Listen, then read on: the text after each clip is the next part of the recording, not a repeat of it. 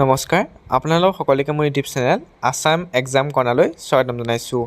SLC যি exam routine আছিলে সেয়া প্ৰকাশ পাইছে। 2025 বৰ্ষৰ যি দশমমান শ্ৰেণীৰ এক্সাম আছিলে তাৰ ৰুটিনখিনি প্ৰকাশ পোৱা হৈছে। গতিকে আপোনালোকে ৰুটিনখন চাব পাৰে বা টাইম টেবুলখন চাব পাৰে।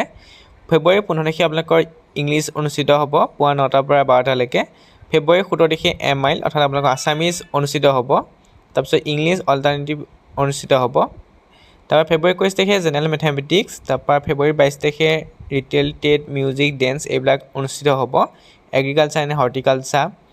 ফেব্ৰুৱাৰী 24 তাৰিখে জেনেৰেল ছায়েন্স অৰ্থাৎ আপোনালোকৰ বিজ্ঞান অনুষ্ঠিত হ'ব। তাৰপৰা ফেব্ৰুৱাৰী 25 তাৰিখে ফাইন আৰ্ট ৱেভিং টেক্সটাইল ডিজাইন। ফেব্ৰুৱাৰী 27 তাৰিখে আপোনালোকৰ ছ'চিয়েল ছায়েন্স সমাজ বিজ্ঞান অনুষ্ঠিত হ'ব ফেব্ৰুৱাৰী 27 তাৰিখে। তাৰপৰা ফেব্ৰুৱাৰী 28 মণিপুৰী চন্থলী, তাৰপৰা আছামিজ ইলেক্টিভ। তাৰপৰা মাৰ্চৰ 1 তাৰিখে হিন্দী ইলেক্টিভ অনুষ্ঠিত হ'ব। যিসকলে হিন্দী ইলেক্টিভ লৈছে তেওঁলোকে 1 তাৰিখে মাৰ্চৰ 1 তাৰিখে পৰীক্ষা দিব যাব লাগিব। মাৰ্চৰ 3 তাৰিখে এডভান্স মেথমেটিক্স, ঐচ্ছিক মেথমেটিক্স, তাৰপৰা জিঅ'গ্ৰাফী, ভূগোল, হিষ্ট্ৰী, ইতিহাস, Sanskrit, computer science, commerce, home science, আৰবী, পাৰ্চী, নেপালী এইবিলাক আপোনালোকৰ মাৰ্চৰ 3 তাৰিখে অনুষ্ঠিত হ'ব। গতিকে যিসকলে হিন্দী ইলেক্টিভ লৈছে তেওঁলোকৰ মাৰ্চৰ 1 তাৰিখে, যিসকলে এডভান্স মেথমেটিক্স লৈছে, জিঅ'গ্ৰাফী লৈছে, হিষ্ট্ৰী লৈছে তেওঁলোকৰ 3 তাৰিখে।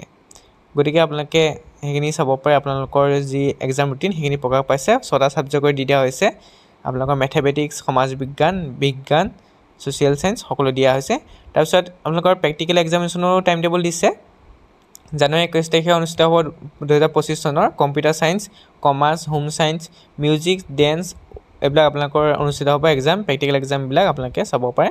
আৰু বাকী ছাবজেক্টখিনি আপোনালোকে লৈ ল'ব, নিজে লিখি ল'ব। ইংলিছ, আছামিজ, MIL চব আপোনালোকে নিজে লিখি ল'ব।